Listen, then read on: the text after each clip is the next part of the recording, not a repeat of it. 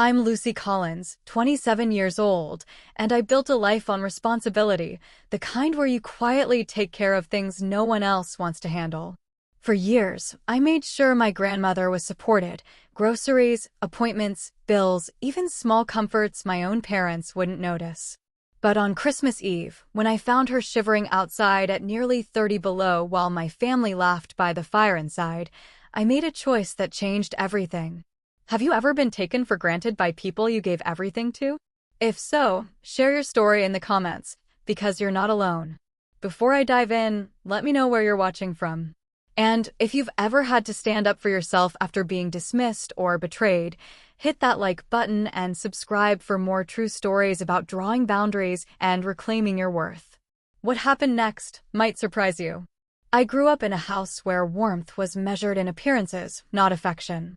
My parents hosted elaborate dinner parties with linen tablecloths and crystal glasses, but behind closed doors, conversations felt transactional. My father worked late most nights, returning home with the scent of cigars and disappointment clinging to his expensive suits. My mother managed social calendars like military campaigns, ensuring our family looked successful from the outside while something essential withered within our walls. The exception was Grandma. She lived 20 minutes away in a small apartment above Mrs. Chen's bakery, where the smell of fresh bread drifted through her windows each morning. While my parents spoke in measured tones about achievement and reputation, Grandma talked about silly things that mattered more than I realized then. She asked about my dreams, not my grades. She noticed when I was sad before I admitted it to myself. Every Tuesday after school, I took the bus to her place. She'd have cookies cooling on wire racks and stories ready about her childhood during the Depression. Not sob stories designed to teach lessons, but real memories filled with details that made me understand she had once been young and uncertain too. Her hands moved constantly while she talked, kneading dough or mending clothes, creating something useful while sharing pieces of herself. When I turned 16 and got my license, those Tuesday visits became my responsibility instead of hers. I drove her to doctor appointments, helped carry groceries up the narrow stairs to her apartment, and learned that she had been quietly managing small crises for years without mentioning them to anyone. The faucet in her bathroom had been dripping for months because she didn't want to bother the landlord. Her prescription costs had doubled, but she was skipping doses to make the bottles last longer. I started handling these problems without asking permission from my parents. When Grandma's ancient television finally died, I used money from my summer job to buy her a replacement. When her winter coat developed holes in both elbows, we went shopping together, and I convinced her to pick something warmer than the thin jacket she had been considering. These weren't grand gestures, just practical solutions to immediate needs, but they created a partnership between us that felt more genuine than any relationship I had with my immediate family. My parents noticed my involvement with Grandma, but their responses revealed how they viewed her place in our hierarchy. My mother would ask if I was spending too much time over there, as if caring for an elderly relative was a phase I would outgrow. My father worried about the cost of her medications, not because he couldn't afford to help, but because he seemed genuinely surprised that anyone expected him to contribute. They spoke about her the way people discuss household maintenance, something necessary but not particularly interesting. During family gatherings, this dynamic became more obvious. Grandma would arrive early to help with preparations, spending hours in the kitchen while my mother directed her movements with increasing impatience. She folded napkins, arranged appetizers, and listened to complaints about work or neighbors without offering unsolicited advice. But when guests arrived, she was directed to a corner chair where she could observe without interfering in adult conversations. I watched this happen dozens of times over the years. Grandma would sit quietly with her hands folded, occasionally approached by someone's child who wanted to show her a toy or ask for a story. She never looked resentful or hurt, just resigned to a role that had been assigned rather than chosen. The rest of us moved around her like she was furniture, functional but forgettable. My siblings accepted this arrangement without question. Sarah, 3 years older than me, was already planning her wedding and treated family events like networking opportunities, focusing on impressive relatives who might enhance her social prospects. Mark, 2 years younger, spent most gatherings in the basement playing video games, emerging only when summoned for photographs or meal service. Neither of them seemed to notice how Grandma was being systematically marginalized, or if they did notice, they didn't consider it worth addressing. The holidays amplified everything wrong with our family dynamics. Christmas preparations became elaborate productions where Grandma's contributions were essential but invisible. She spent days baking cookies that would be served on my mother's expensive platters without acknowledgement. She wrapped gifts that would be credited to whoever purchased them, not to the person who had carefully folded paper and tied ribbons. She cleaned dishes while conversations about vacation plans and business investments continued around her. I found myself becoming protective in ways that surprised me. When relatives made jokes about Grandma's hearing or memory, I would steer conversations elsewhere. When younger cousins ignored her attempts to engage with them, I would sit beside her and ask about her week, making space for her voice in rooms where she was increasingly treated as background noise. These small interventions felt inadequate, but I didn't know how to challenge a system that everyone else seemed to accept. The most painful moments were the casual cruelties, comments that revealed how my family truly perceived her worth. She gets confused easily now, my mother would explain when Grandma asked questions about plans that had been discussed without including her. She moves so slowly, my father would mutter when she needed assistance with stairs or heavy doors. These weren't observations about age-related changes that deserved compassion, but complaints about inconveniences that complicated their schedules. By the time I graduated high school, I understood that I was witnessing something that would only get worse. Grandma was becoming more dependent on others for transportation, medication management, and basic household tasks. But the people she had spent decades supporting were increasingly viewing her needs as burdens rather than opportunities to reciprocate her lifetime of service. The balance that had sustained our family for so long was shifting, and I was the only one who seemed concerned about what would happen when it collapsed completely. Looking back, I realized that those years of watching Grandma be slowly erased from her own family taught me everything I needed to know about the difference between love and obligation. Love shows up consistently, even when it's inconvenient. Love notices when someone is struggling and responds without being asked. Love protects dignity and creates space for every person to feel valued. What my family offered Grandma wasn't love, despite their claims about tradition and loyalty. It was tolerance, conditional and fragile, extended only as long as she didn't require too much effort or attention in return. I kept visiting her apartment every Tuesday, but now these conversations carried different weight. She was telling me stories about a world that was disappearing, about people who had understood that caring for family members wasn't a favor, but a fundamental responsibility. I was learning lessons about character that couldn't be taught in classrooms or absorbed from books. Most importantly, I was discovering who I wanted to become when tested by circumstances that revealed true priorities. The woman sitting across from me, sharing cookies and memories, was showing me how to love without conditions, even when that love wasn't fully returned. As the seasons changed and another Christmas approached, I had no idea that everything I had observed and learned would soon be put to the ultimate test. The fragile balance that had allowed my family to maintain their illusions while neglecting their responsibilities was about to shatter completely, and I would be forced to choose sides in a conflict that had been building for years. The foundation was already cracked.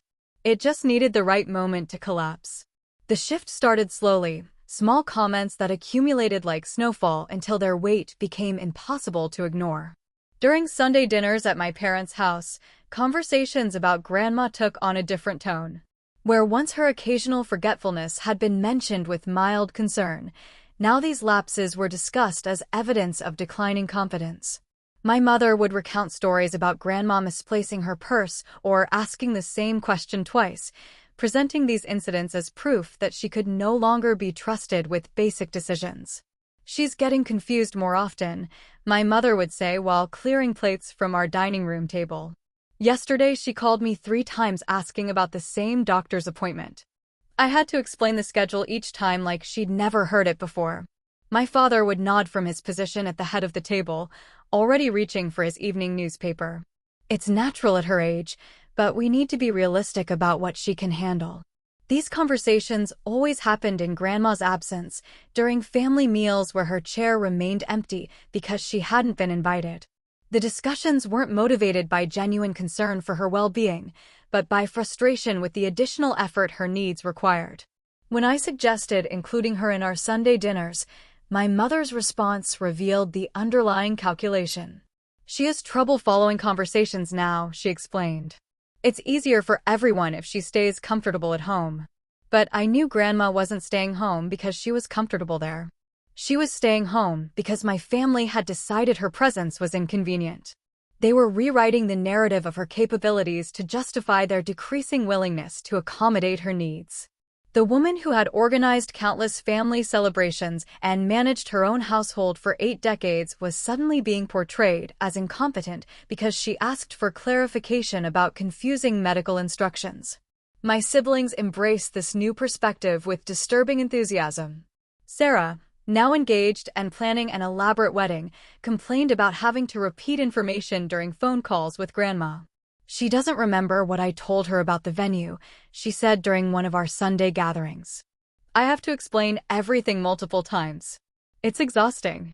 Mark, home from college for winter break, had developed a habit of speaking about Grandma as if she wasn't present during the rare occasions when she was included in family activities.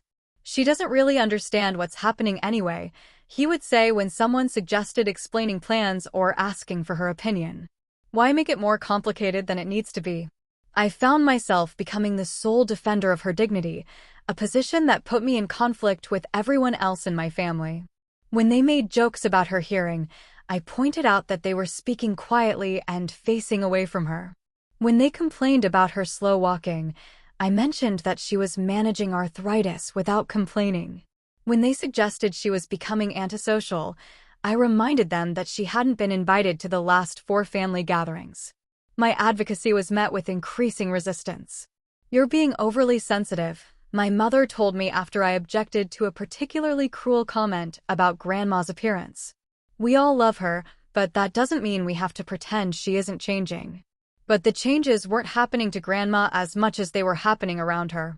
Her memory remained sharp for important details, but she was being excluded from conversations that would help her stay informed about family news. Her mobility was declining, but no one offered assistance with transportation to events they expected her to attend. Her social isolation was increasing, but the isolation was being imposed by people who then criticized her for becoming withdrawn. The most insidious part of this dynamic was how quickly everyone adjusted to treating her as less than fully present. During holiday preparations, she was assigned tasks that kept her busy, but isolated from decision-making. She could polish silver in the kitchen while conversations about guest lists and menu planning happened in other rooms. She could wrap gifts in the basement while discussions about vacation plans and family finances took place upstairs. When relatives visited for holidays, they were unconsciously guided away from meaningful interaction with her. Don't tire her out with too many questions, my mother would suggest to cousins or family friends. She gets overwhelmed easily now. These warnings weren't based on Grandma's actual preferences or limitations, but on my family's desire to manage her involvement in ways that minimized their own discomfort. I started spending more time at her apartment, partly to escape the toxic atmosphere of family gatherings, but mostly because I wanted to understand her perspective on what was happening. She never directly complained about being excluded or dismissed, but her observations revealed that she was more aware of the situation than my family assumed. Your mother seems very busy lately, she would say when I mentioned that holiday plans were being made without consulting her. I don't want to add to her stress. Sarah has so much on her mind with the wedding, she would comment when my sister failed to return phone calls for days. Young people have their own lives to worry about. These gentle explanations for other people's behavior broke my heart because they demonstrated both her generosity and her acceptance of treatment she didn't deserve. She was making excuses for family members who were making excuses to avoid her. The woman who had spent decades creating space for everyone else's needs was now apologizing for having needs of her own. The breaking point came during Thanksgiving dinner, when my father made a comment that revealed how completely they had redefined her role in our family. Grandma had prepared her traditional stuffing recipe, spending hours chopping vegetables and mixing ingredients in her small kitchen before I picked her up for dinner. But when guests complimented the stuffing during our meal, my father took credit for the recipe. "It's been in our family for generations," he said, ignoring Grandma's presence at the table. "My mother-in-law used to make it, but now we handle the cooking ourselves." The casual erasure was breathtaking. Grandma had not only prepared the dish everyone was praising, but she had taught my mother the recipe years earlier. She was sitting 3 feet away when my father claimed ownership of her work and dismissed her contribution as something from the past rather than the present. I waited for someone else to correct him. I waited for my mother to acknowledge Grandma's efforts. I waited for Sarah or Mark to point out the obvious mistake. But everyone continued eating and nodding, accepting a version of reality that excluded the person who had made their meal possible. That night, after driving Grandma back to her apartment, I sat in my car and understood that the situation had moved beyond casual neglect into deliberate cruelty. My family wasn't just taking her for granted anymore. They were actively rewriting history to justify their treatment of her. The foundation of respect and gratitude that should have supported her final years was crumbling, and I was watching it happen in real time. Christmas Eve arrived with the kind of bitter cold that makes the air feel sharp in your lungs. The temperature had been dropping all week, and by evening the weather reports were warning about dangerous conditions for anyone exposed to the elements for more than a few minutes. I was running late, caught in holiday traffic, and delayed by last-minute gift purchases that had taken longer than expected. When I finally pulled into my parents' circular driveway, I could see warm lights spilling from the windows and shadows moving inside what I knew would be a perfect holiday scene. My mother had spent days preparing for this gathering, polishing silver and arranging flowers, ensuring that every detail would create the right impression for the extended family members and family friends who had been invited to share our Christmas Eve celebration. But as I walked toward the front door, something caught my attention on the porch. A figure was huddled against the wall beside the entrance, barely visible in the shadows cast by the decorative holiday lighting. It took me several seconds to process what I was seeing, and when I did, my heart stopped. Grandma was sitting on the concrete steps, wearing only a thin cardigan over her dress. No coat, no blanket, no protection against air cold enough to cause frostbite within minutes. She was shivering so violently that her entire body seemed to vibrate, and when she looked up at me, her lips had taken on a bluish tint that terrified me more than anything I had ever seen. "Grandma, what are you doing out here?" I dropped my packages and knelt beside her, immediately pulling off my coat to wrap around her shoulders. Her skin felt like ice, and when I took her hands in mine, they were so cold they seemed disconnected from her body. "The door," she whispered through chattering teeth. "I've been knocking, but no one hears me." I looked at the front door, solid oak with decorative glass panels that revealed the scene inside. Through the frosted glass, I could see my family gathered around the fireplace in our living room. The Christmas tree sparkled with lights and ornaments, presents were arranged in perfect piles underneath, and everyone was holding champagne glasses while they laughed at something my father was saying. They were 20 feet away from where Grandma had been freezing on the porch, and the sound of their conversation and laughter was loud enough that I could hear it clearly even through the closed door. They weren't inside because they hadn't heard her knocking. They were inside because they had chosen not to answer.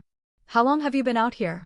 I asked while lifting her to her feet, supporting her weight as we moved toward the door. "I don't know," she said. "A while. I thought maybe they didn't hear me at first, so I kept trying. Then I thought maybe I had the wrong time, so I waited to see if someone would come out." The wrong time. She had been sitting in life-threatening cold, making excuses for people who had left her on the porch deliberately. The woman who had never missed a family gathering, who had spent days preparing cookies and gifts for this celebration, had been abandoned outside like an unwanted package while everyone else enjoyed the warmth she had been denied. I opened the front door and carried her inside, my anger building with each step. The living room fell silent as we entered, conversations stopping mid-sentence as my family turned to stare at us. Grandma was still shivering against my chest, her lips blue and her breath coming in short gasps that created small clouds in the warm air. How long have you all been sitting here while she froze outside? The question came out of my mouth before I had time to consider the consequences. It hung in the air like smoke, impossible to take back and impossible to ignore. No one moved. No one spoke. The only sound was the crackling of logs in the fireplace and the soft whimpering of Grandma's breathing as her body slowly began to warm. My mother was the first to recover, setting down her champagne glass with the careful precision of someone trying to maintain composure. "We didn't know she was out there," she said. "We would have heard her knocking." But even as she spoke, we all knew it wasn't true. The sound of Grandma's knocking would have been audible over their conversation, and even if they had somehow missed it, they would have seen her figure through the glass panels of the door if they had been paying any attention to anything beyond their own comfort. My father cleared his throat, a sound I recognized as his signal that he was preparing to take control of a situation that was becoming uncomfortable. "She must have just arrived," he said. "You know how she gets confused about timing these days." "She's been out there long enough to develop hypothermia," I said, feeling Grandma's body still trembling against mine. "Look at her. Look at what you've done." The accusation hit the room like a physical blow.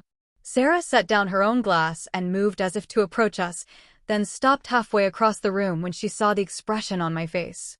Mark remained frozen by the mantelpiece, his mouth slightly open as he processed what was happening. Extended relatives and family friends who had been enjoying the party atmosphere were now witnessing something that none of them knew how to address. The perfect holiday gathering my mother had orchestrated was collapsing into ugly truth, and there was no way to restore the illusion of family harmony once it had been shattered. "Let's get her into the kitchen," my mother said, attempting to regain control of the narrative. "We can make her some hot chocolate and help her warm up." But I could see the calculation in her eyes, the immediate shift toward damage control rather than genuine concern. She wasn't worried about Grandma's well-being. She was worried about how this scene would be remembered by the people whose opinions mattered to her social standing. I carried Grandma to the kitchen and helped her into a chair beside the radiator, wrapping additional blankets around her shoulders while I waited for feeling to return to her extremities. The rest of my family followed at a distance, uncertain about their roles in this drama that had erupted without warning. As Grandma's shivering began to subside and color returned to her face, the full weight of what had happened settled over me like a heavy coat. This wasn't an accident or a misunderstanding. This was the inevitable result of months of systematic devaluation, the logical conclusion of treating another human being as dispensable. They had left her outside to freeze because they could. Because they had convinced themselves that her comfort and safety were less important than their own convenience. Because they had redefined love as something that could be rationed based on usefulness, rather than shared freely based on connection. The party continued in the living room, but the atmosphere had changed. Conversations were quieter, more careful, as if everyone was afraid of triggering another crisis. I stayed with Grandma in the kitchen, monitoring her breathing and warming her hands between mine, while the sound of forced laughter drifted in from the other room. By the time she felt strong enough to speak normally, I had made a decision that would change everything between me and my family. The line had been crossed, and there was no going back to the way things had been before. They had shown me who they really were when they thought no one was watching, and I would never be able to forget what I had seen. After settling Grandma safely in the kitchen with warm blankets and hot tea, I walked back to my car and sat in the driver's seat with the engine running. The heater gradually filled the small space with warmth, but I couldn't stop shaking. Not from cold, but from the rage that was building in my chest like pressure behind a dam. Everything I had witnessed over the past few years, every small cruelty I had rationalized or excused, had led to this moment when my family had literally left an elderly woman to freeze rather than interrupt their holiday celebration. I thought about all the times I had defended them when Grandma made gentle comments about feeling forgotten. All the times I had convinced myself that their neglect was thoughtless rather than deliberate. All the times I had participated in their rewriting of her story, accepting their version of events because it was easier than confronting the truth about who they really were. The truth was that they had been testing boundaries for months, seeing how much they could take away from her before anyone objected. They had gradually reduced her role in family gatherings from participant to observer to burden. They had systematically excluded her from conversations, decisions, and plans until she became invisible to them. Tonight was simply the logical endpoint of a process that had been building toward this moment of absolute callousness. I drove home and spent the night staring at the ceiling, replaying the scene on the porch and imagining different outcomes. What if I had been even later? What if no one had come looking for her at all? What if she had given up knocking and tried to walk home in that cold, wearing only a cardigan? The possibilities were too terrible to contemplate, but they were real possibilities that had been narrowly avoided by accident rather than prevented by planning. The next morning, I called my Aunt Helen, my father's older sister who lived across the country but maintained contact with various family members throughout the year. I had always liked Helen because she asked direct questions and expected honest answers, traits that had made her less popular with my parents, but more trusted by me. "I need to tell you what happened last night," I said after we exchanged basic holiday greetings. Then I described the scene on the porch, the temperature, the length of time Grandma had been outside, and the reaction of my family when confronted with what they had done. Helen listened without interrupting, asking only a few questions to clarify details. When I finished, there was a long silence before she spoke. "I've been worried about something like this," she said. "Your grandmother mentioned feeling left out of things when we talked last month, but I thought maybe she was just feeling sorry for herself. I didn't realize it was this serious." That phone call led to others. Helen contacted cousins and family friends, sharing the story without editorial comment, but with enough detail that people could draw their own conclusions. I called Grandma's neighbors, people who had become friends with her over the years and who might need to know that she wasn't receiving adequate support from family members. Within days, the story had spread through our extended network in the way that shocking news always does. People called my parents directly, some offering help with Grandma's care, others asking pointed questions about what had actually happened on Christmas Eve. The carefully maintained image of family solidarity that my parents had cultivated for decades began to crack under the weight of public scrutiny. My mother's first response was predictable. She called me 3 days after Christmas, her voice tight with the kind of controlled anger she reserved for situations that threatened her social standing. "People are calling us asking about your grandmother," she said. "Apparently you've been telling stories about Christmas Eve that make us sound like monsters. I think you need to clarify what actually happened." "I've been telling people exactly what happened," I replied. "If that makes you sound like monsters, maybe you should think about why." "You know that's not fair," she continued. "We didn't know she was outside. If we had known, we would have brought her in immediately. You're making it sound deliberate." But the more she tried to explain their actions, the weaker her explanations became. They hadn't heard her knocking, despite being 20 feet away from the door. They hadn't seen her through the glass panels, despite the holiday lighting that illuminated the porch. They hadn't thought to check on her arrival, despite her being 90 minutes late for a gathering she had never missed in her entire life. My father took a different approach when he called the following week. Rather than denying what had happened, he focused on minimizing its significance and questioning my motives for sharing the story with others. "Family business should stay within the family," he said.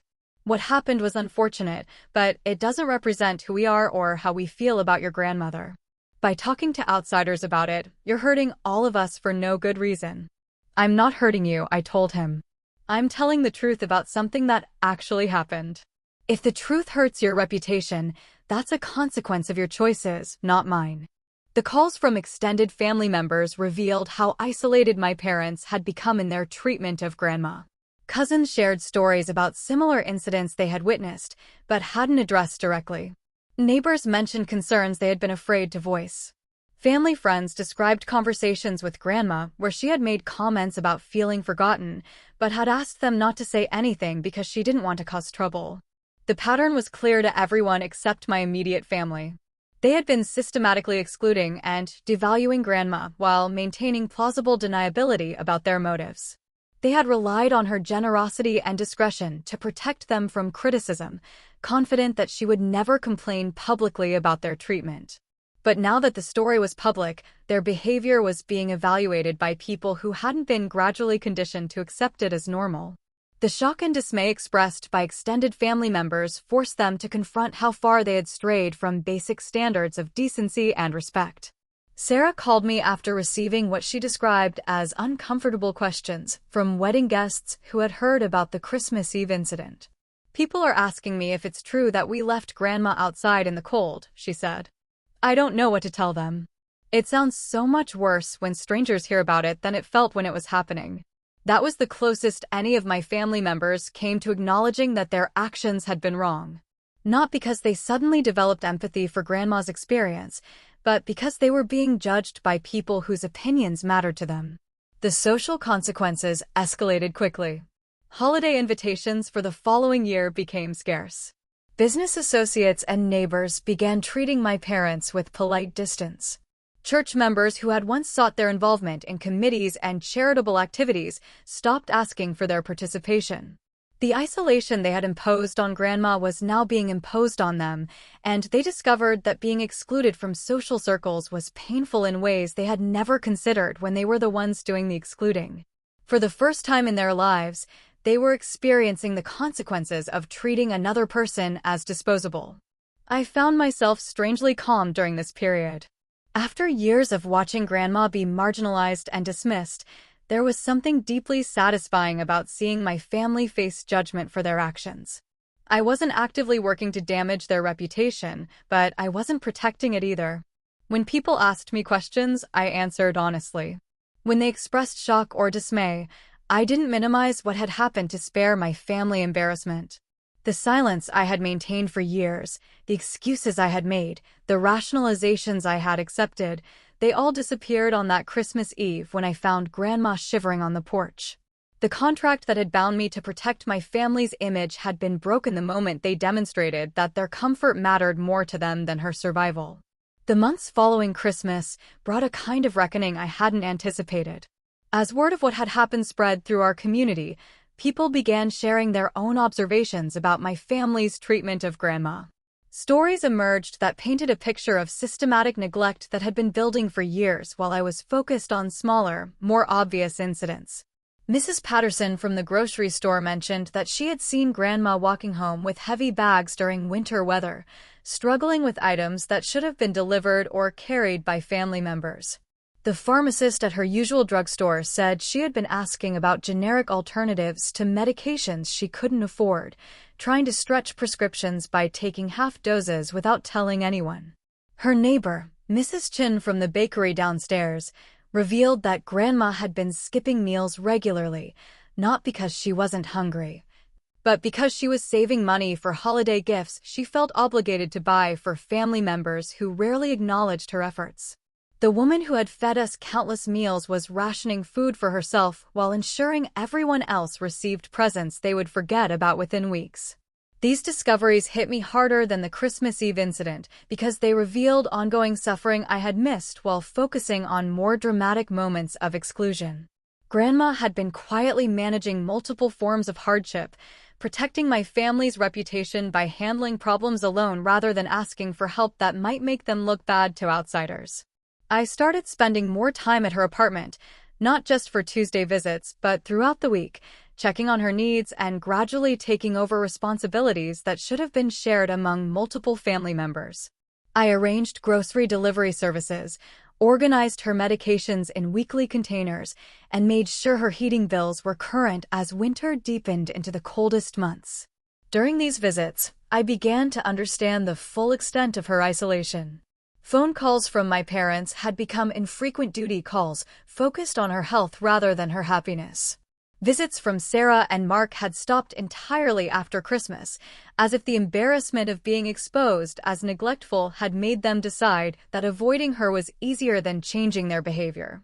"They're busy with their own lives," Grandma would say when I asked about the lack of contact. "Young people have important things to worry about." But she was making these excuses with less conviction than before, as if even her generous interpretation of their actions was becoming harder to maintain. The woman who had spent decades creating space for everyone else's needs was finally beginning to recognize that her own needs deserved consideration too. The turning point came in early March when Grandma had what her doctor called a minor cardiac episode that landed her in the hospital for 3 days. I was the only family member who visited during her stay, the only one who spoke with doctors about her care, and the only one who helped her transition back to independent living when she was discharged.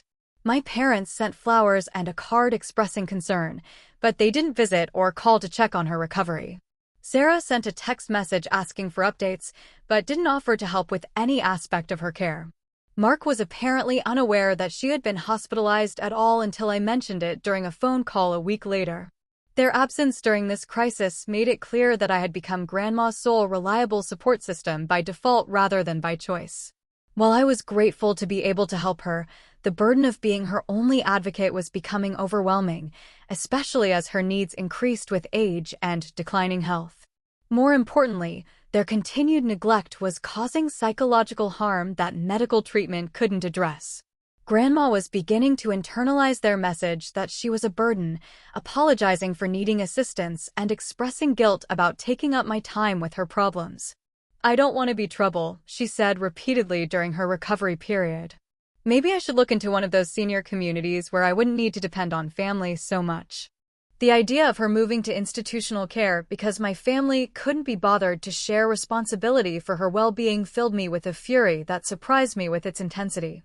She didn't need institutional care, she needed family members who would treat her with basic respect and consideration. The woman who had created a foundation of love and stability for all of us deserved better than being warehoused because her needs had become inconvenient. I made a decision that spring that changed the trajectory of everything that followed. Instead of continuing to manage Grandma's care alone while my family maintained comfortable distance, I decided to force them into direct confrontation with the consequences of their choices. I called a family meeting for a Sunday in April, telling everyone that we needed to discuss Grandma's future care needs.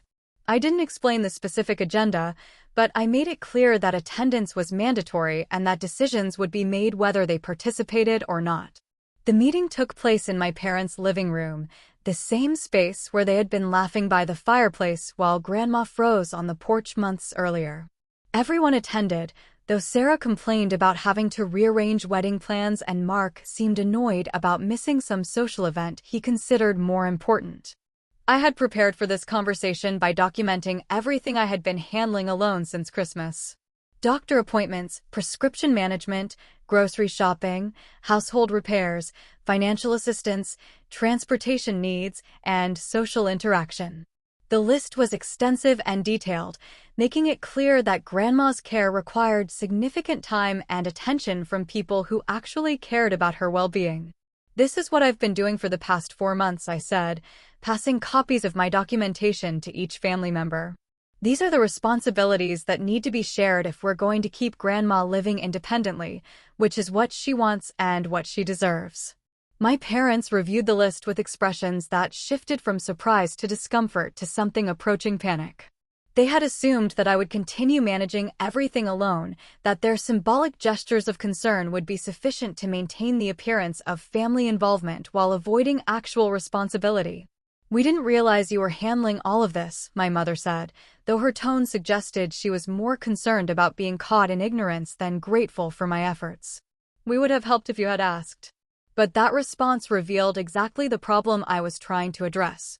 They thought helping Grandma was my responsibility by default, something they might assist with if specifically requested, rather than a shared obligation that required their proactive involvement.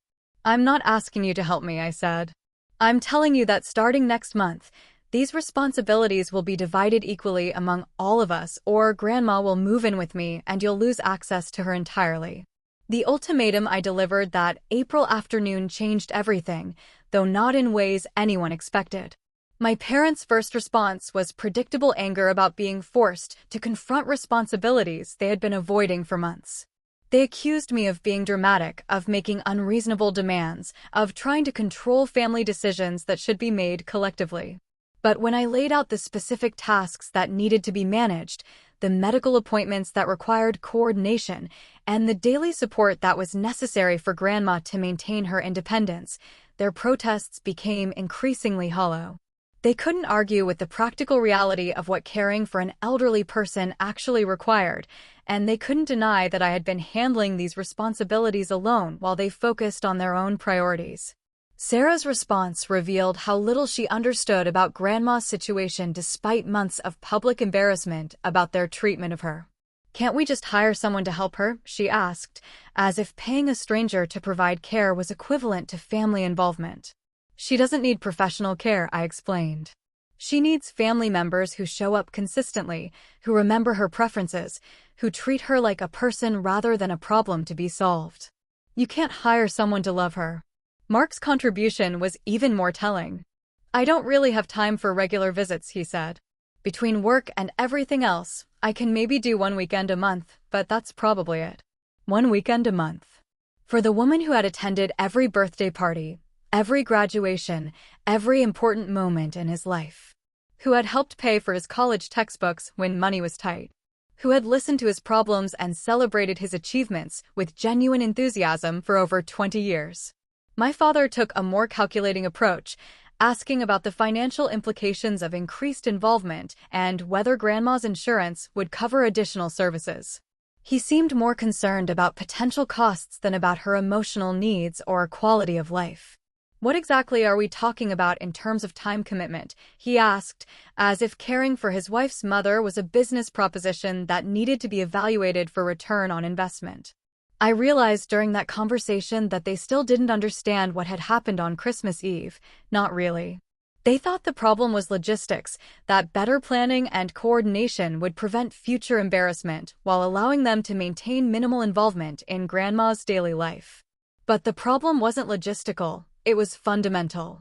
They had stopped seeing her as a full person deserving of love and attention. They had reduced her to a collection of needs that interfered with their convenience, and no amount of scheduling or task division would restore the respect and affection that should have motivated their care. I gave them 2 weeks to decide how they wanted to proceed. Either they would commit to sharing responsibility for Grandma's well-being, with specific assignments and accountability measures, or I would help her move into the spare bedroom in my apartment and they would lose regular access to her. The deadline forced them to confront a choice they had been avoiding for months.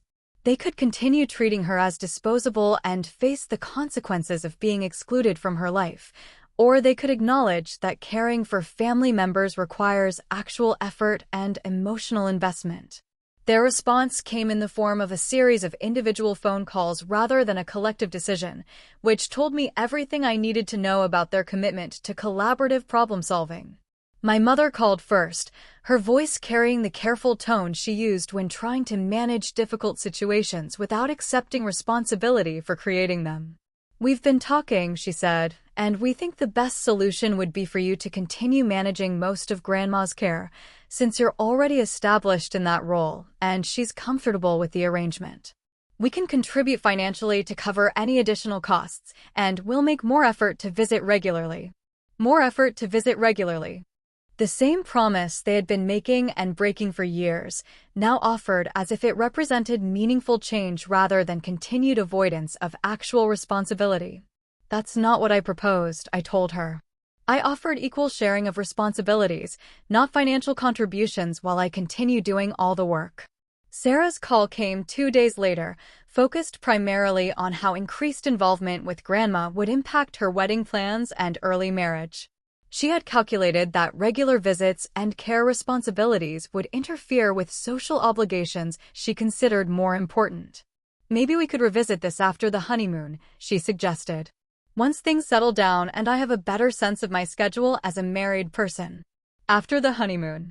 After the wedding stress ended and married life began and career priorities were established and children arrived and mortgage payments started and retirement planning became necessary.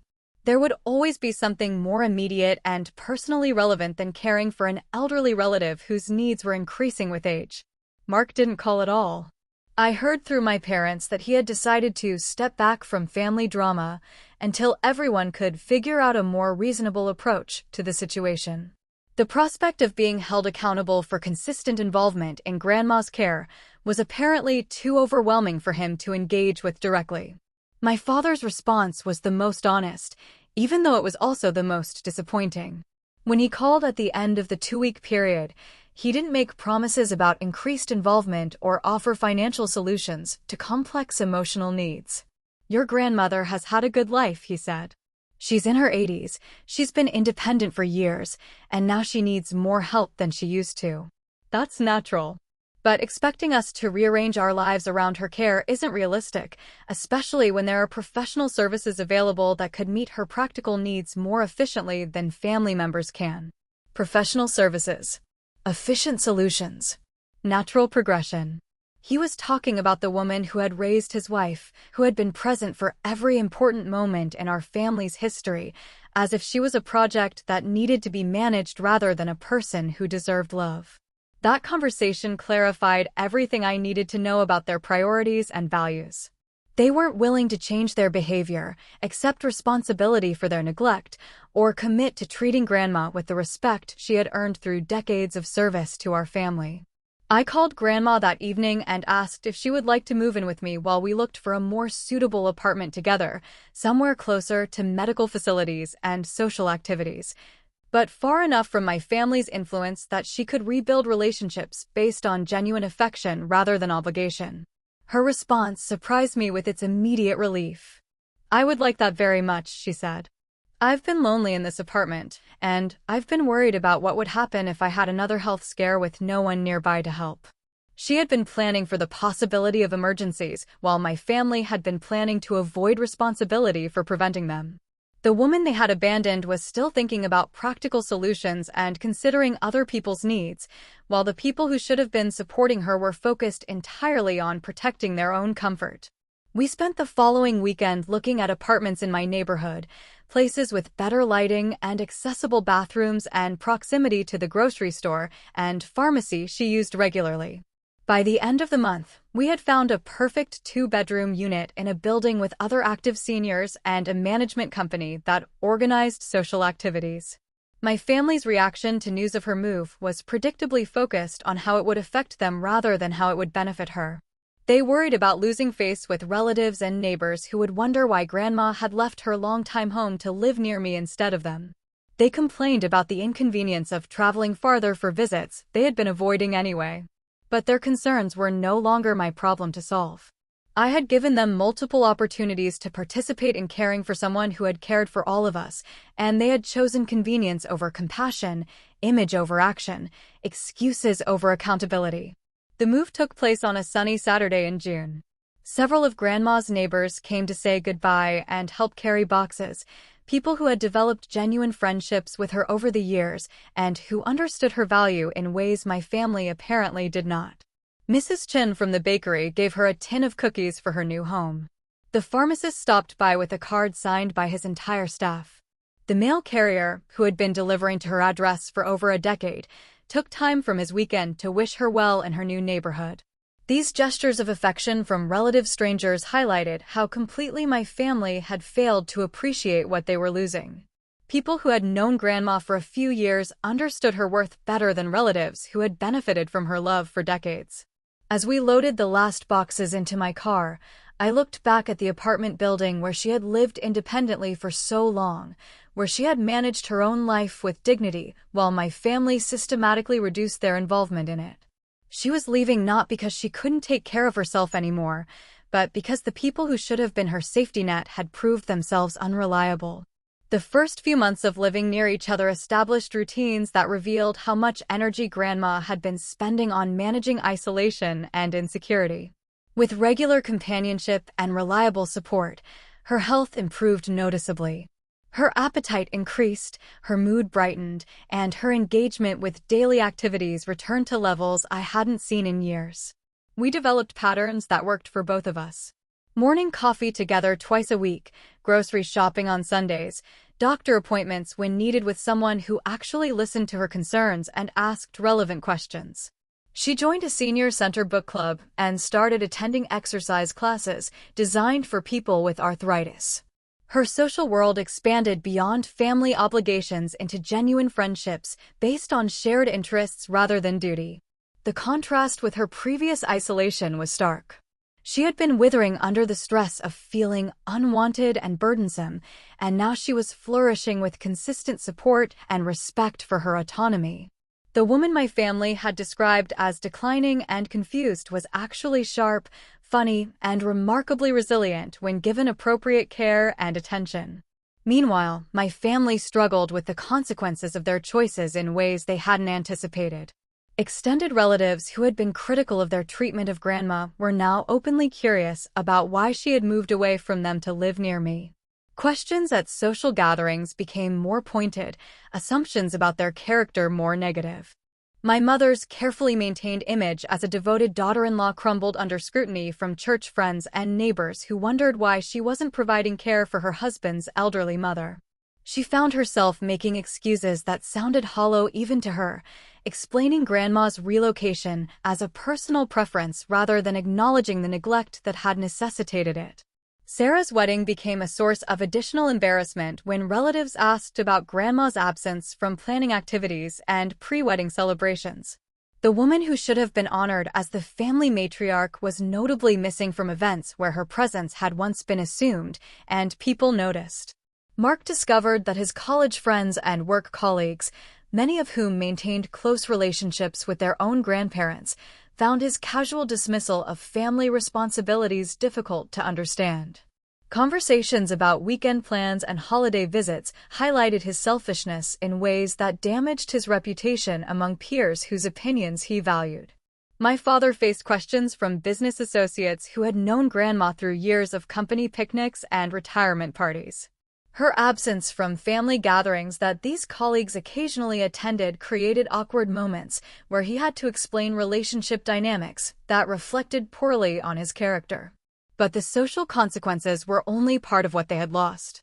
The more time I spent with Grandma in her new environment, the more I understood what an extraordinary person they had taken for granted and ultimately discarded. She possessed institutional memory about our family that went back generations, stories about relatives and traditions that would die with her if no one took the time to listen and remember. She had skills in cooking, gardening, and household management that represented accumulated wisdom from decades of practical experience. She had perspectives on relationships and problem-solving that came from navigating complex family dynamics for 80 years. Most importantly, she had unconditional love to offer, the kind of steady affection that doesn't fluctuate based on achievement or convenience. She celebrated small victories, provided comfort during setbacks, and maintained faith in people's potential for growth even when they disappointed her repeatedly. My family had given up access to all of this richness because they couldn't be bothered to drive across town for regular visits or help manage medical appointments. They had traded away irreplaceable relationship wealth for temporary convenience, and now they were discovering that the cost had been higher than they realized. The first attempt at reconciliation came 6 months after Grandma's move, when Sarah called to ask if she could visit for a weekend afternoon. Her tone was carefully casual, as if the months of absence had been a minor oversight rather than deliberate avoidance. "I've been meaning to see Grandma's new place," she said. "Maybe we could all have lunch together sometime soon." But I had learned to recognize the difference between genuine interest and image management. Sarah wasn't calling because she missed Grandma or felt guilty about abandoning her during the move. She was calling because her continued absence was creating problems for her socially, and she needed to be seen making an effort. "Grandma would love to see you," I told her. "But visits need to be about spending time with her, not about making yourself feel better about months of neglect. If you're ready to commit to regular contact and genuine relationship building, we can arrange something. If you're looking for a photo opportunity to prove you're a caring granddaughter, find someone else to help with your image rehabilitation." The directness of my response clearly surprised her. She had expected me to facilitate her re-entry into Grandma's life the way I had facilitated so many other family interactions over the years, smoothing over conflicts and managing difficult emotions so everyone could maintain comfortable illusions about their behavior. But I was no longer willing to protect my family from the consequences of their choices. They had demonstrated their priorities clearly through months of action and inaction. If they wanted different relationships with Grandma, they would need to earn them through consistent effort and genuine change, not through symbolic gestures designed to restore their reputations. My parents' approach was more subtle, but equally self-serving. They began sending cards and small gifts, calling occasionally to ask about Grandma's health, and mentioning her positively in conversations with extended relatives. They were creating evidence of involvement that could be referenced if questioned about their care for her.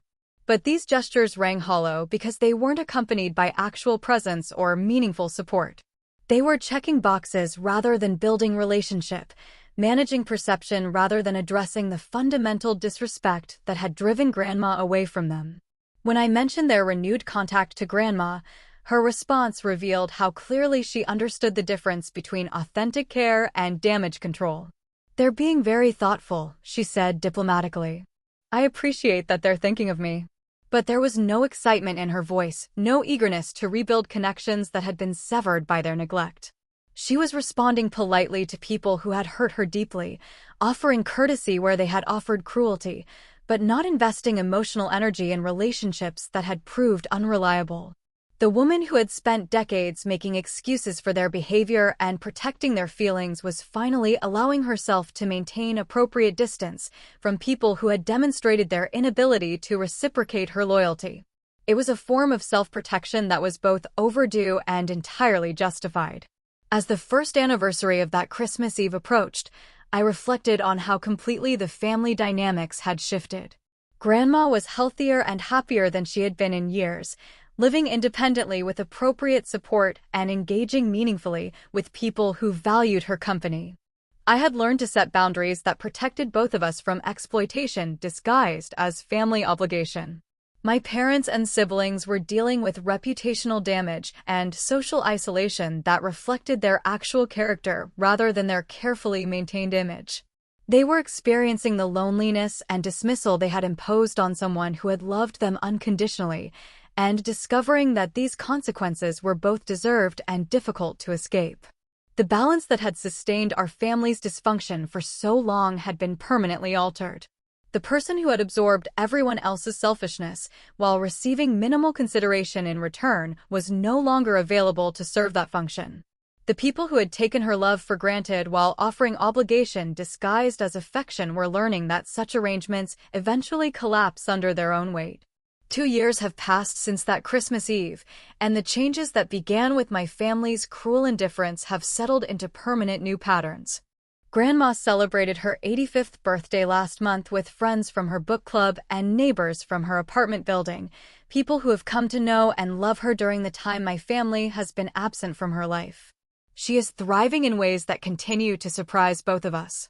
The senior center where she takes her exercise classes asked her to help coordinate their monthly potluck dinners because other participants gravitated toward her natural warmth and organizational skills.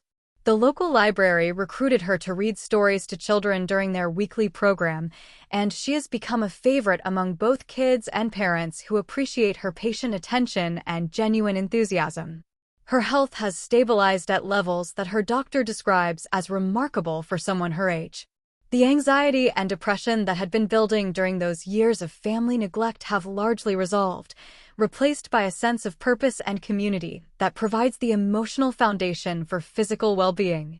Most importantly, she has stopped making excuses for other people's behavior toward her. When relatives call with shallow expressions of concern, she responds politely but doesn't invest energy in maintaining relationships that have proved one-sided. When my siblings make token efforts to reconnect, she accepts their gestures graciously without pretending they represent meaningful change. The woman who spent decades absorbing other people's selfishness while protecting their feelings has learned to protect her own emotional resources. She is still generous with her love and attention, but now she directs these gifts toward people who reciprocate them rather than those who exploit them.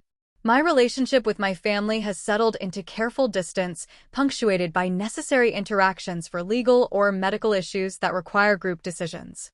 We speak when circumstances demand it, but the easy intimacy that once connected us has been permanently severed by their treatment of someone I loved and their refusal to acknowledge the damage they caused. They have made various attempts to restore normal family dynamics over the past 2 years, but these efforts consistently reveal their continued failure to understand what actually went wrong. They focus on surface reconciliation rather than fundamental character change, seeking to restore comfort and convenience without addressing the cruelty and selfishness that created the original problem. Sarah's marriage lasted 18 months before ending in divorce proceedings that surprised no one who had observed her capacity for sustained commitment to difficult responsibilities. Her wedding, which had been prioritized over Grandma's needs during that crucial period, became an expensive celebration of a relationship she wasn't mature enough to maintain.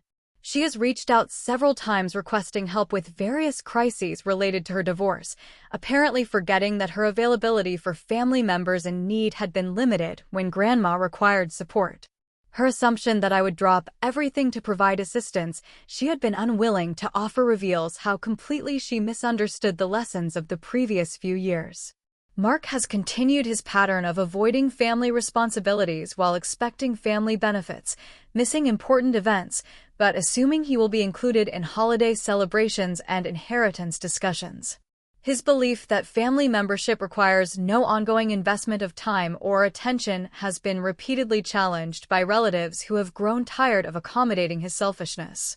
My parents have aged noticeably during this period, and I suspect their isolation from extended family and community support is contributing to both physical and emotional decline.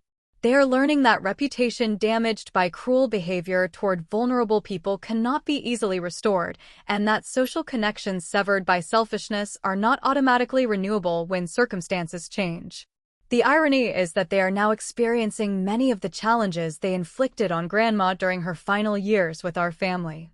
They are feeling excluded from gatherings they once dominated, dismissed by people whose opinions they value, and increasingly dependent on assistance from family members who have less patience with their needs than they deserve. But unlike Grandma, who bore their neglect with grace and dignity while making excuses for their behavior, they respond to social isolation with bitterness and blame. They cannot understand how their actions led to these consequences, and they are unwilling to accept responsibility for creating circumstances they now find painful.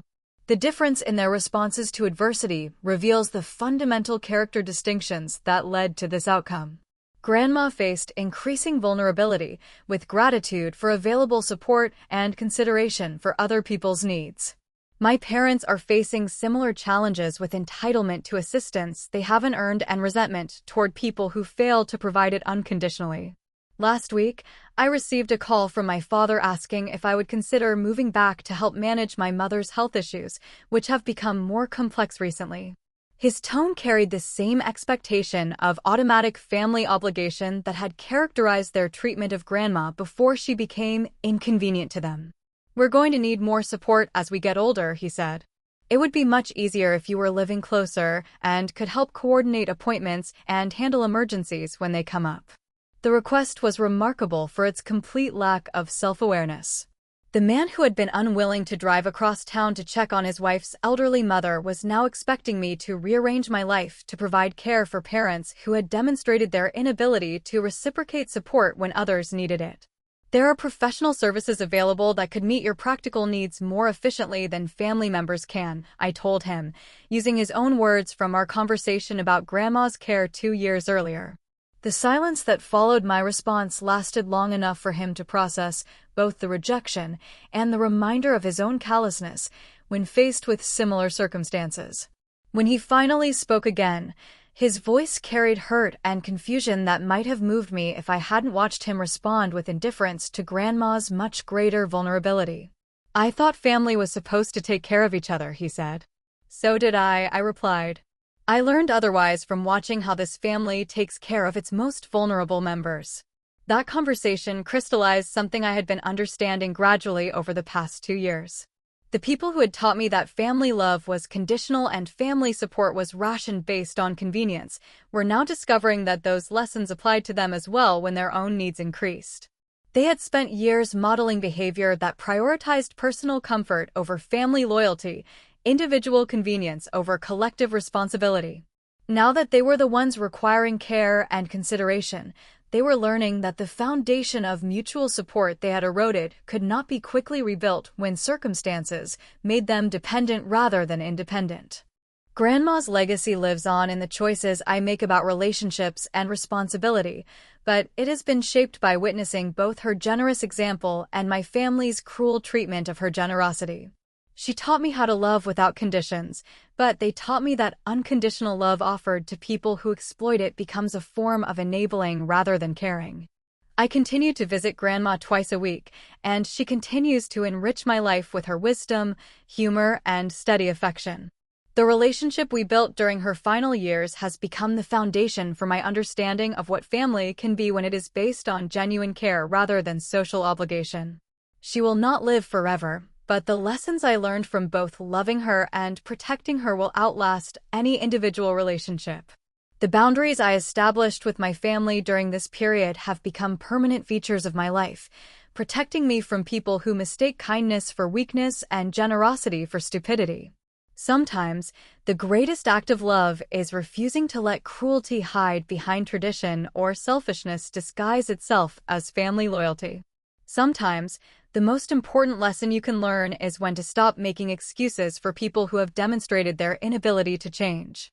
And sometimes, the truest form of family is the one you choose to build with people who understand that love requires action, not just words or shared history.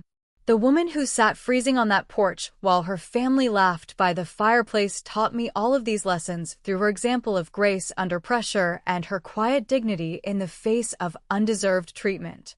The family who left her there taught me equally important lessons about recognizing selfishness, disguised as normalcy, and protecting vulnerable people from those who would exploit their loyalty.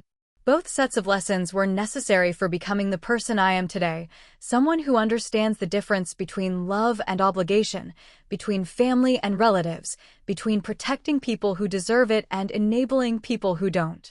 The cost of these lessons was watching someone I loved suffer unnecessarily, but the value has been learning how to prevent such suffering in relationships I can still influence and control. Grandma is napping in her sunny apartment as I write this, surrounded by pictures of people who have come to love her over the past 2 years rather than people who took her love for granted over the previous decades. She is safe, respected, and valued by a community that recognizes her worth rather than a family that had forgotten it. That is the resolution she deserved, and the one I was finally able to help her achieve when I stopped protecting people who had proved they didn't deserve protection. The balance that had been wrong for so long has been corrected, not through revenge or punishment, but through the simple act of prioritizing her well-being over their comfort. Some stories end with forgiveness and reconciliation. This one ends with boundaries and consequences, with love redirected toward people who reciprocate it and responsibilities shared with those who understand their weight. It is a quieter resolution than dramatic confrontation, but it has proved more lasting than any gesture of forgiveness that failed to address the fundamental character flaws that created the original problem. In the end, the truest victory was not changing my family, which proved impossible, but removing Grandma from their influence, which proved necessary. They are still who they always were, but she is no longer available to absorb the costs of their selfishness. That shift in availability changed everything else that mattered. And that night changed everything. I finally stopped excusing the people who left Grandma out in the cold, literally. What about you? Have you ever had to draw a hard line with family who didn't value someone you loved? Do you believe blood is enough to excuse that kind of behavior, or should actions speak louder? Share your thoughts in the comments. I'd really like to hear your perspective. And if this story resonated, don't forget to like, subscribe, and turn on notifications for more true stories about standing up, setting boundaries, and protecting what really matters.